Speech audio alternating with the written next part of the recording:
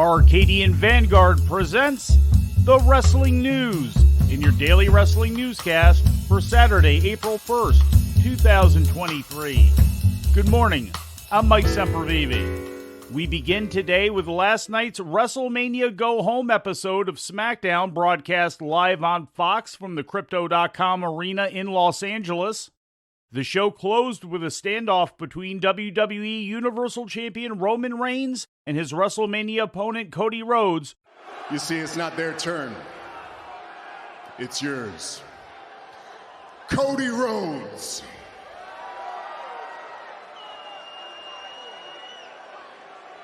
Acknowledge me.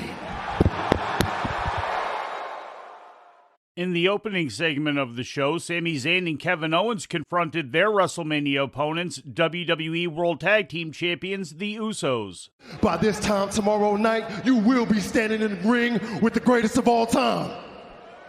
The 8-time Tag Team Champs. Yes, sir. The longest reigning Tag Team Champions in WWE history. Yes, sir. Man, I'm so sick of y'all talking about the bloodline gonna fall. Welcome to WrestleMania, right? Hey, this right here is Bloodline Mania. On me. And after tomorrow night, after that match when the smoke clear, they gonna say, and still, your WWE Undisputed Tag Team Champions, Jimmy and Jay, the Oh! Later on in the show, Bobby Lashley won the 9th annual Andre the Giant Memorial Battle Royal, last eliminating Bronson Reed. In other results, Sheamus and Drew McIntyre defeated Giovanni Vinci and Ludwig Kaiser when Sheamus pinned Vinci. Ricochet pinned Chad Gable to win a fatal four-way, also involving Montez Ford and Eric of the Viking Raiders. And Raquel Rodriguez pinned Sonya Deville to win a fatal four-way, also involving Natalya and Shayna Baszler. Following SmackDown in the Crypto.com arena, WWE presented its 2023 Hall of Fame ceremony live on Peacock and the WWE Network. Headlining the 2023 class was three-time WWE World Champion Rey Mysterio, the first inductee to go into the Hall of Fame without retiring. Last and certainly not least, I personally want to thank the WWE Universe. A todos ustedes.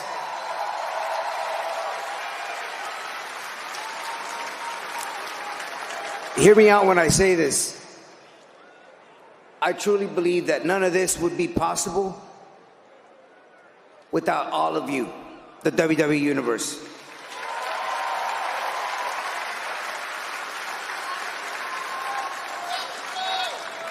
You guys have made the name Rey Mysterio immortal. Mysterio was inducted by his longtime friend and mentor, Conan. Jerry Lawler made his first public appearance since his recent stroke with a pre-taped video from his home shown during the induction of his friend and memorable in-ring rival, the late Andy Kaufman. Well, I certainly wish that I could be there with you all tonight in person to celebrate this memorable night, inducting Andy Kaufman into the WWE Hall of Fame. One of my most memorable moments in my career certainly involved Andy Kaufman. And since I'm at home recovering, I've asked my very, very good friend Jimmy Hart to help me induct Andy Kaufman into the Hall of Fame tonight. Hey Jimmy, don't forget, tonight would have been the biggest night of his life. Also among the 2023 WWE Hall of Fame class was the Great Muta, inducted by Ric Flair, Stacy Keibler, inducted by Mick Foley and Tori Wilson, and receiving the Warrior Award was the late Tim White, as presented by John Bradshaw Layfield and Ron Simmons. Also last night, just 14 city blocks away from the Crypto.com arena, Ring of Honor presented the 16th annual edition of Supercard of Honor live on pay-per-view from the Galen Center. The main event saw Claudio Castagnoli defeat Eddie Kingston in 20 minutes and 7 seconds to retain the ROH World Championship. Castagnoli and his Blackpool Combat Club partner Wheeler Yuta threatened Kingston after the match, but were backed off by Katsuyori Shibata. Shibata had just defeated Wheeler Yuta in 13 minutes and 15 seconds in the previous match to win the ROH Pure Championship, ending Yuta's second reign at 111 days. And And the sights we see here, a new champion crowned. Katsuyori Shibata has just created a moment. The night's other title change occurred earlier with the Lucha Brothers capturing the vacant ROH World Tag Team title in a Reach for the Sky ladder match against Aussie Open, The Kingdom, Top Flight, and Los Faction Ingobernables. Top Flight's Dante Martin suffered a serious left ankle injury during the bout after landing awkwardly, taking a Canadian Destroyer from Pentagon over the top rope through tables onto the floor. We'll have an update on his condition as it becomes available. Following the match, the new champions were congratulated by former ROH Tag Champs FTR, as well as Mark Briscoe, who gave up the title last month following the passing of his brother and tag team partner, Jay Briscoe. And 3 of the 4 men from last year's dream match at Supercard of Honor that lit the wrestling world on fire out to pay tribute to the Lucha Brothers. What a moment, a show of respect, and it is all on homage to Jay Briscoe and those Ring of Honor tag team titles. Mark Briscoe came up short in his own quest for the ROH TV Championship, going down in defeat to title holder Samoa Joe in 14 minutes and 26 seconds due to referee stoppage. Also retaining their titles on the show were AAA Mega Champion Hijo del Vikingo, who defeated Commander, ROH Women's Champion Athena, who pinned Yuka Sakazaki, and ROH Six-Man Tag Team Champs The Embassy, who went over AR Fox, Blake Christian, and Metallic when Brian Cage pinned Metallic. Also on the card, Hiroshi Tanahashi defeated Daniel Garcia. In corporate news, Vince McMahon is once again an official employee of WWE as he entered into an employment agreement with the company last Wednesday, according to a new SEC filing. The agreement calls for McMahon to remain on as the executive chairman for a 2-year period with an annual salary of $1.2 million, a target bonus of 175%, and an annual stock grant for a total of $4.3 million. McMahon also received stock awards in the amount of $4.703 million. McMahon will also be eligible for a severance package if WWE terminates him without cause or if he terminates the employment agreement for good reason. As part of the agreement, McMahon retains the rights to his intellectual property and life story, including his likeness and his name in perpetuity. With some All Elite Wrestling news, here's the Wrestling News' Lou Kipilman.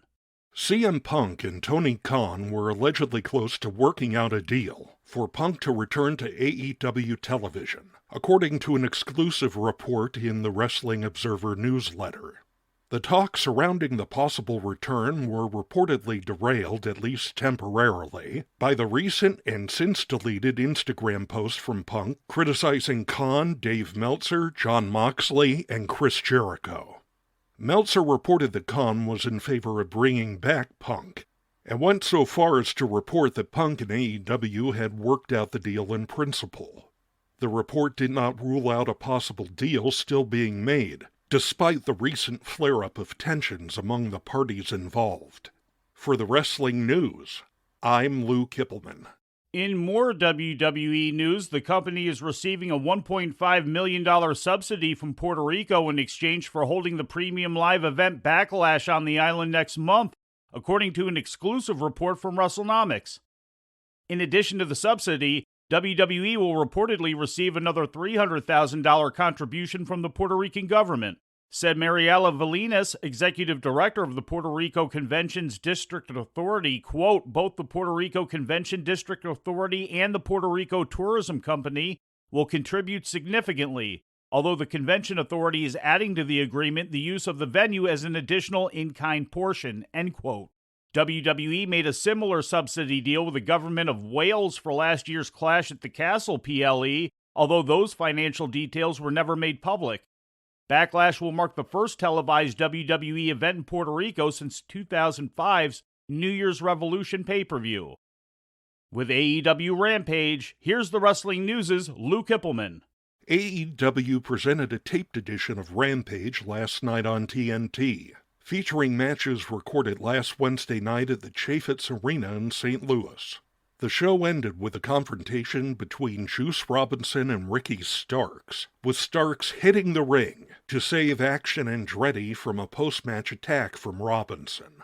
The angle took place immediately after Robinson had defeated Andretti in the main event of the show. The show opener saw Sammy Guevara defeat Konosuke Takeshita. Don Callis was scheduled to have been in Takeshita's corner, but was absent due to the injury he suffered earlier in the tapings during a backstage segment on Dynamite. Also on the show, Best Friends defeated Brody King and Malachi Black via disqualification, after King put Chuck Taylor of Best Friends through a ringside table. Orange Cassidy attempted to make the save but was attacked by Buddy Matthews. Taya Valkyrie defeated Marina Shafir. In a post-match angle, TBS champion Jade Cargill served Valkyrie with a lawsuit over the use of her finisher.